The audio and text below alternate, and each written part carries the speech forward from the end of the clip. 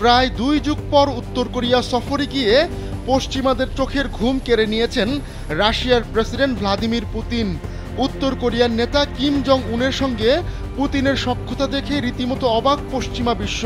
Putin কিভাবে এত দ্রুত বন্ধু বাড়াচ্ছে তাও মাথা ব্যথার কারণ হয়ে দাঁড়িয়েছে যুক্তরাষ্ট্র তার মিত্রদের জন্য।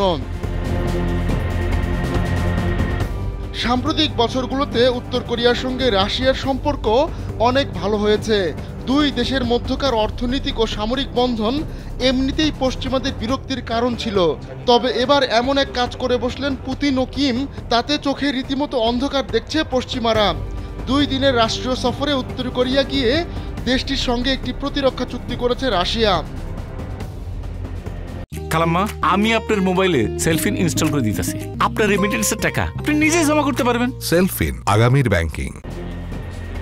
ওই চুক্তির বিষয়বস্তু সামনে আসতেই যুক্তরাষ্ট্র তার পশ্চিমা মিত্রদের চক্ষু চড়ক গাছ। চুক্তি অনুযায়ী বন্ধুত্বপূর্ণ 2 দেশের কেউ একজন হামলার শিকার হলে এগিয়ে আসবে অপর দেশ।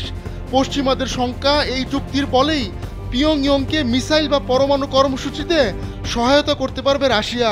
পিয়ংইয়ংয়ে কয়েক ঘন্টা বৈঠকের পর বুধবার এই চুক্তি চূড়ান্ত করা হয়। সংবাদ মাধ্যম এনবিসি নিউজ এক প্রতিবেদনে জানিয়েছে, মার্কিন গোয়েন্দাদের বিশ্বাস ইউক্রেন যুদ্ধে পুতিনকে অস্ত্র সরবরাহ করছেন কিম, আর এর বিনিময়ে উত্তর কোরিয়াকে পরমাণু সাবমেরিন ও ব্যালিস্টিক মিসাইল প্রযুক্তি দিচ্ছেন পুতিন।